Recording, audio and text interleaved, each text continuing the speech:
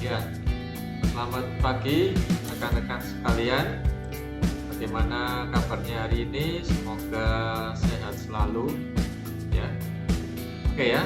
Senang sekali bertemu dengan rekan-rekan sekalian. Saya di sini Thomas Krishna akan memberikan mengomentari pernyataan dari atau statement dari Pak Warren Buffett ya. Jadi Pak Warren Buffett ini adalah seorang investor saham ya yang terkenal di Amerika ya. Jadi beliau adalah investor saham yang terkenal dari Amerika ya. Jadi juga termasuk penulis buku dan pokoknya orang-orang yang berkecimpung banyak di pasar modal pasti tahu ya, pasti kenal dengan Pak Warren Buffett ini ya. Warren Buffett ini ya udah sejak zaman dahulu ya. Nah, di sini saya akan mengomentari beberapa pendapat dari beliau ya, dan akan saya sesuaikan dengan pendapat saya ya. Nah, yang pertama beliau mengatakan risk comes from not knowing what you are doing ya. Nah, jadi risiko itu datang dari apa yang nggak kamu ketahui ya. Nah, di sini kalau menurut saya secara pribadi bisa benar, bisa juga tidak ya apa yang dikatakan oleh Pak Warren Buffett ini ya. Nah, jadi memang benar ya, kalau dalam dunia saham itu memang kalau kita tidak tahu, tidak kenal dengan situasi medan yang kita hadapi, maka kita bisa menghadapi resiko yang besar ya dari kehilangan uang kita ya.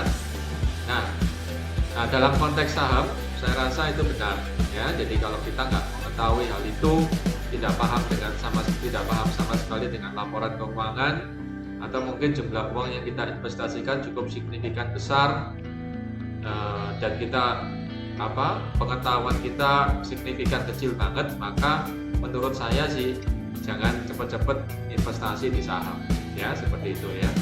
Jadi ini adalah tepat ya untuk kasus dalam pasar modal ya gitu. Kemudian pernyataan yang kedua dari beliau adalah never depends on a single income, make investment to create a second source. Nah, ini benar sekali ya. Menurut saya setuju banget dengan yang dikatakan oleh quote yang dikatakan oleh Warren Buffett ini. Jadi kita jangan menggantungkan pada satu pendapatan ya. Nah, beliau katakan buatlah investasi untuk menciptakan sumber keuangan kedua. Nah, ini benar ya. Cuman masalahnya kadang kalau kita sebagai karyawan, waktu kita habis hanya pada satu income saja ya. Nah, ada murni mau mendapatkan satu income saja, dan apabila ada kelebihannya memang lebih baik itu diinvestasikan ya, lebih baik diinvestasikan. Tapi untuk pemilihan investasi ini juga tidak mudah kadang ya, dan mengandung resiko ya gitu. Ya, jadi memang maunya orang tidak hanya ada pada satu pendapatan aja, tapi bisa beberapa pendapatan itu jadi lebih baik ya gitu. Kemudian beliau juga memberikan quote bahwasannya if you buy things you do not need, soon you will have to sell things that you need ya. Nah, kalau kamu membeli sesuatu yang nggak kamu perlukan ya, kita belanja yang nggak perlu ya, maka suatu ketika kita akan menghabiskan atau kita harus menjual barang-barang yang kamu perlukan ya. Nah, jadi saya setuju dengan pendapat ini ya. Jadi kita beli barang ya, baik itu barang pribadi maupun barang perusahaan, itu yang perlu saja, apalagi barang perusahaan ya pasti harus yang perlu ya. Nah, di sini untuk barang-barang pribadi juga kita beli barang yang memang kita perlukan pada saat ini ya, kalau bisa seperti itu ya kan. Nah, kalau kita belinya terlalu beli sesuatu yang nggak diperlukan, nantinya rumah kita jadi penuh dan juga itu nggak bisa menghasilkan nilai tambah gitu ya, jadi buang-buang uang gitu ya kan. Jadi ini untuk kasus rumah tangga ya, untuk kasus konsumsi ya. Oke ya, jadi saya setuju dengan hal ini ya. Jadi belilah barang dengan dengan seperlunya saja. Kecuali barang tersebut akan kita perlukan dalam jangka waktu yang nggak terlalu lama, ya, dan itu pasti. Ya, jadi misalnya barang-barang untuk deterjen atau apa pas harga murah kita beli dulu, nggak apa-apa ya, sedikit lebih awal ya, tapi jangan jauh lebih awal ya, paling nggak sedikit lebih awal aja, karena tiap produk kan juga punya masa kadaluarsa ya kan, seperti itu. Oke, kemudian yang ketiga adalah ketika dalam hal menabung ya. Jadi si Warren Buffett mengatakan, do not save what is left after spending, but spend what is left after saving. Jadi pada intinya beliau mengatakan tabunglah dulu baru membelanjakan, jangan membelanjakan dulu baru menabung. Nah, ini saya setuju banget ya. Jadi sebisa mungkin kita menabung itu di awal ya. Jadi ketika kita dapat gaji pertama kali, kita tabung dulu ya, berapa yang kita bisa tabung, apakah 15% atau 20% ya, kita tabung dulu ya, kita kunci dulu itu, baru sisanya kita belanjakan ya. Jadi kalau memang kita punya income kita lebih besar dari biaya operasional per bulan kita ya, ini dalam hal personal finance ya, ini untuk keuangan pribadi ya, seperti itu ya. Nah, kalau kita belanjakan dulu baru menabung, maka nanti bisa-bisa kita nggak punya apa-apa untuk ditabung ya, karena udah habis kita belanjain ya, biasanya itu kayak gitu ya. Ya, jadi saya setuju dengan yang pernyataan yang ini ya gitu. Kemudian beliau juga mengatakan pada hal pengambilan risiko, never test the depth of the river with both the feet ya. Jadi jangan ngecek ya, atau jangan coba-coba mengukur kedalaman sungai dengan kedua kakimu, karena bisa-bisa kamu tenggelam ya, seperti itu. Nah, ini benar banget ya. Jadi ketika kita ngambil resiko, kalau bisa kita coba salah satu dulu ya. Jadi jangan coba kedua-duanya ya.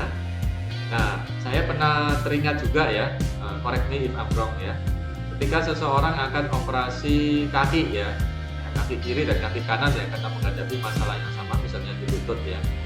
Nah, di situ operasinya sebisanya itu satu-satu ya, kaki kiri dulu atau kaki kanan dulu ya, jangan pada hari yang sama dioperasi dua-dua gitu ya.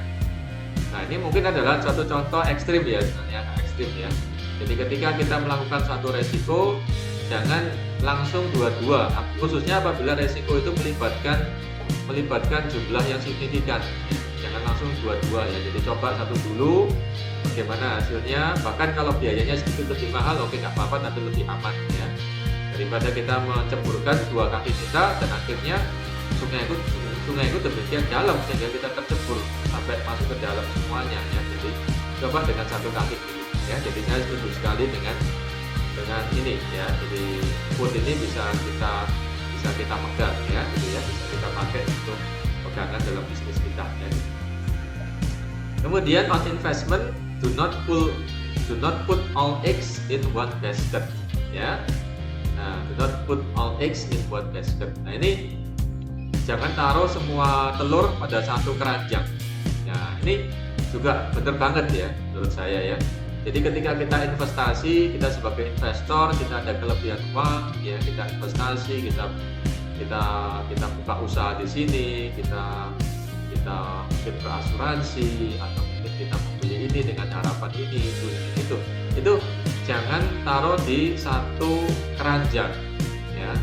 Nah, khususnya ketika kita menaruh kelebihan uang kita ya, kita punya pilihan misalnya deposito, emas, saham, obligasi, mungkin tabungan, atau ya ini yang bukan sosial ya, sifatnya ini adalah profit oriented ya. Jadi kemudian falas dan sebagainya lah ya, atau mungkin buka usaha dan sebagainya, itu sebisanya kita, meskipun kita kuasai satu hal ya, misalnya ya kita kuasai dalam bidang saham ya, tapi kalau menurut saya pribadi, kita jangan menginvestasikan semua uang saya pada saham, atau meskipun saya ahli dalam saham, atau dalam emas misalnya, saya ahli banget dalam emas dan saya yakin betul ini pasti lebih bagus dari yang lain, lebih profit oriented dari yang lain. Itu menurut saya sih ya, kita sisihkan sebagian yang lain di investasi yang berbeda, misalnya deposito, berjangka, atau mungkin juga juga investasi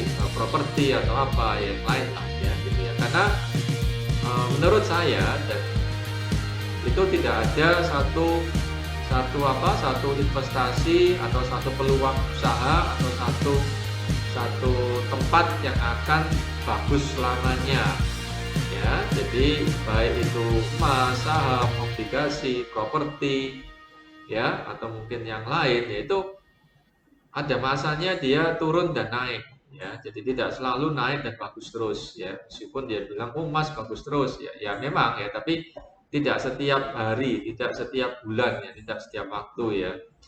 Nah, jadi ada baiknya atau lebih bijaksana, sekalipun saya misalnya terampil di satu hal ya, misalnya di emas ya, tapi saya nggak masukin semuanya di situ ya. Jadi saya usahakan juga ada sebagian meskipun tidak banyak di deposito berjangka misalnya, atau mungkin properti atau yang lain ya. Oke ya. Oke, di saya setuju. Kemudian on expectations. Honesty is a very expensive gift. Do not expect it from cheap people. Ya. Nah, ketika kita berharap, berharaplah pada kejujuran. Ya, jadi kejujuran itu nilainya tinggi kata Pak Warren. Ya. Ya, janganlah berharap pada orang-orang yang murah katanya ya, gitu ya. Ya, bisa jadi juga benar ya. Jadi kita orang-orang yang jujur itu dan orang-orang yang terampil, orang-orang yang punya kualifikasi itu biasanya sih kita harus bayar lebih mahal ya, biasanya lebih kayak gitu ya. Nah, ya. Cuman ya jangan sampai terlalu mahal ya. Oke ya, jadi mahalnya normal lah ya. Oke ya. Oke, saya lanjutkan ke quote yang berikutnya. Ya.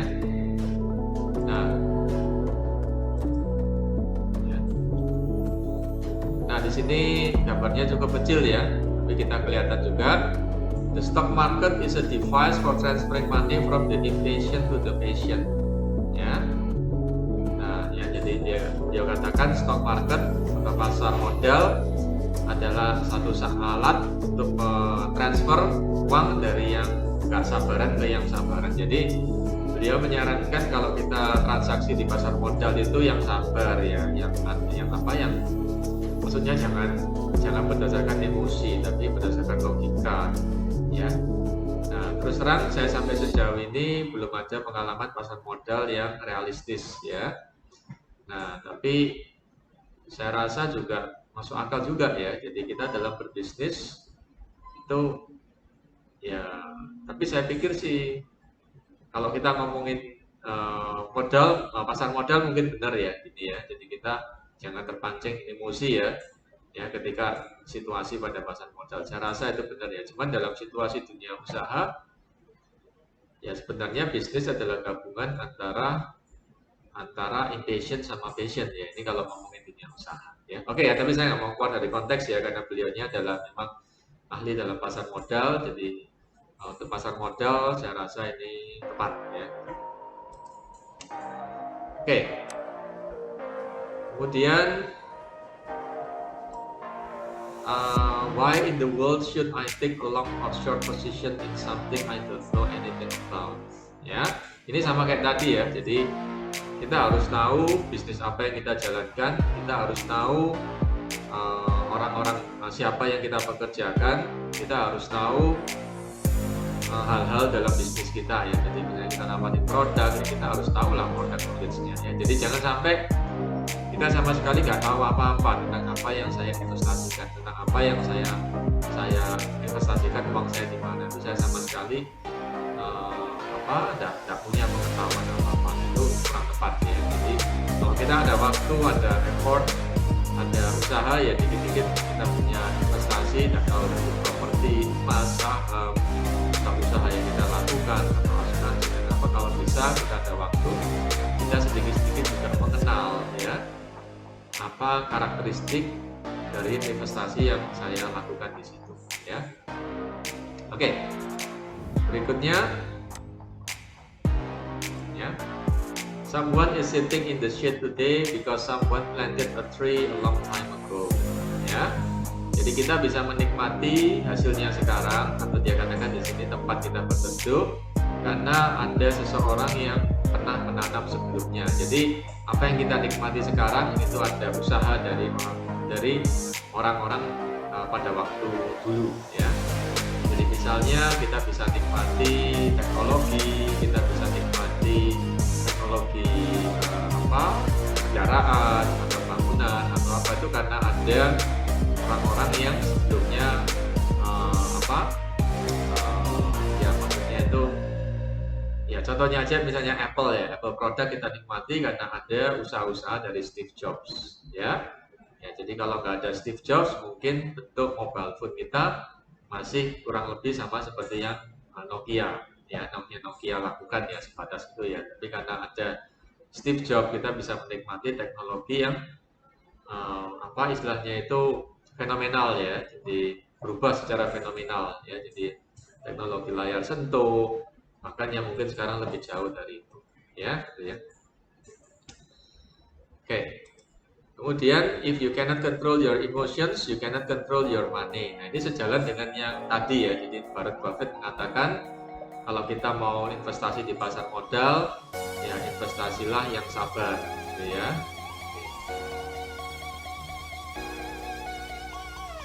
Nah, kemudian, if you don't find a way to make money while you sleep, you will work until you die. Ya, jadi dikatakan di sini. Kalau kamu nggak bisa menemukan cara untuk menghasilkan uang ketika kamu tidur, maka kita akan harus bekerja seumur hidup. Ya, jadi menurut Pak Warren ini artinya kita harus mencari sumber-sumber pendapatan ketika kita tidak bekerja. Ya, jadi sumber pendapatan tersebut tetap kita bisa menghasilkan cash flow bagi kita. Misalnya apa? Misalnya deposito, ya kan? Deposito kalau kita nggak kerja, asal duitnya nggak kita tarik, kita bisa tetap dapat bunga, misalnya seperti itu. Atau misalnya usaha lain yang udah kalian kembangkan ya, yang bisa jalan ya dengan baik dan menghasilkan cash flow. Jadi meskipun kalian tidak harus ngantor di situ setiap hari, nggak harus ngawasi setiap hari, tetap usaha tersebut menghasilkan cash flow bagi teman-teman sekalian, ya. Atau mungkin harga emas atau yang cenderung meningkat mungkin ya seperti itu ya, atau apalah yang lainnya lah, mungkin bisnis atau apalah yang ini secara kita ngomong secara profit ya, yang bisa menghasilkan uang ya, dan tidak perlu kita setiap sering-sering ngawasi ya.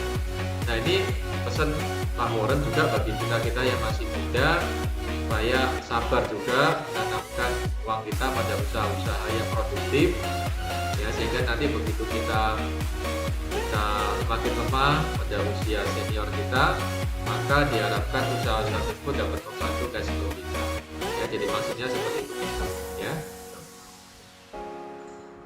Jadi ketika teman-teman yang masih muda atau relatif muda atau mungkin juga siapapun lah ya, bisa menabung dan memasukkan pada investasi yang tepat dan dipercaya, yang nantinya bertujuan ketika kita udah nggak seberapa kuat bisa menghasilkan cash flow bagi kita ya.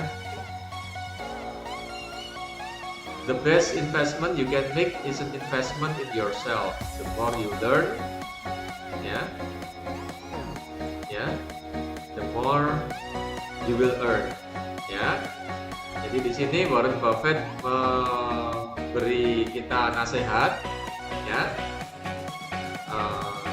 Kalau saya tidak keliru, kita harus banyak belajar ya. Jadi investasi pada pembelajaran. The more you learn, the more you will earn. Jadi jangan berhenti untuk mencari informasi, mencari pengetahuan, belajar ini, belajar itu ya, sejauh kita masih mampu ya, di saat produktif kita ya, karena dunia ini dan dunia bisnis ini dinamis ya, selalu berubah ya, dan selalu ada hal baru yang menarik untuk kita pelajari ya. Jadi meskipun kita kita tidak ahli dalam bidang kimia, fisika, biologi, kedokteran atau medis, tapi kadang-kadang kita juga perlu tahu ya hal tersebut ya. Nah, ya apalagi media sekarang. Oke. Kemudian in looking for people to hire, look for 3 qualities: integrity, intelligence, and energy. And if they don't have the first, the other 2 will show you. Ya, jadi di sini beliau menyarankan bahwasanya kita harus melihat integritas, kepandaian, dan energi. Ya, nah tapi kalau kalau tidak ada integritas, maka intelligence dan energi mereka akan membunuhmu. Ya, jadi artinya apa? Artinya beliau menyarankan integritas adalah yang paling penting di sini, ya. Jadi integritas dari orang yang kita pekerjakan, ya, atau orang yang bekerja untuk kita, ini adalah yang penting, ya, gitu ya, lebih penting daripada kepandaian dan energinya. Kemudian berikutnya adalah without passion, you don't have energy. Without energy, you have nothing. Ya. Nah, ya, jadi pentingnya passion pada pekerjaan yang kita lakukan. Ya, kadang pekerjaan itu kita lakukan, aktivitas tersebut kita lakukan tidak hanya sekedar kita untuk cari rupiah, ya, cari uang, ya, tapi kita juga suka, kita juga punya misi, kita juga punya kepuasan sendiri dalam pekerjaan yang kita lakukan. Nah, ini suatu hal yang satu emosi yang membangkitkan energi kita untuk terus bekerja di bidang tersebut, ya. Nah, karena dengan adanya passion, maka kita punya energi, kita punya semangat untuk melakukan hal itu. Ya, kalau kita nggak punya energi, nggak punya semangat, maka kita nggak punya apa-apa, ya, kata Pak Warren, ya. Jadi ya, bagi rekan-rekan akan sangat jauh lebih baik kalau pekerjaan yang kalian lakukan juga ada passionnya, kalian suka di bidang itu, dan kalaupun toh sekarang pekerjaan kalian dan pekerjaan kita ini belum sesuai dengan passion kita, maka kita ubah mindset kita, ya. Kita ubah mindset kita, bagaimana pekerjaan yang kita lakukan ini sesuai dengan passion kita, ya. Jadi kita hibur diri kita, ya, ini pekerjaan yang sesuai dengan passion saya ada nilai tambah bagi orang lain, bagi lingkungan, dan bagi masyarakat, misalnya seperti begitu, ya. Jadi kita ubah passion mindset kita, ya. Seandainya pekerjaan yang kita lakukan sekarang belum 100% cocok dengan passion kita, ya. Oke, ya. Nah, next, it's better to hang out with people better than you. Pick out associates whose behavior is better than yours and you'll drive in that direction. Ya, jadi artinya apa? Artinya beliau menasihati kita berkumpulan dengan orang-orang yang berpikiran positif, berkumpulan dengan orang-orang yang bisa membuat kita berkembang, ya. Nah, mereka akan membantu kita, membawa kita, khususnya membawa mindset kita ke arah perubahan yang lebih baik, ya. Oke, ya, menurut saya ini benar, ya. Jadi dengan siapa kita berkumpul, kita berkomunikasi, kita menghabiskan waktu secara langsung atau tidak langsung, mereka akan mempengaruhi kita akan mempengaruhi mereka juga akan mempengaruhi kita. Jadi nasihat Pak Warren, ya, kalau bisa kita sekali waktu juga hang out dengan orang-orang yang lebih sukses dari kita, ya, lebih berhasil dari kita, ya, dengan harapan kita juga bisa berhasil kayak mereka, ya, atau paling enggak tips-tipsnya kita ketahui. Nah, di era sosial media dan telekomunikasi sekarang, kita bisa lakukan ini tanpa harus bertemu secara langsung, ya. Oke, ya, jadi bisa memanfaatkan media tersebut, ya.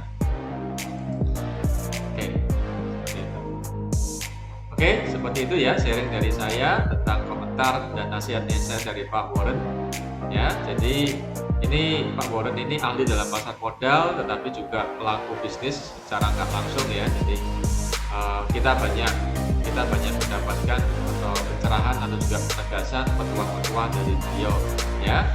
Oke, ya, semoga bermanfaat. Sampai ketemu dengan saya di video saya berikutnya, ya. Salam sejahtera dan sehat selalu, ya.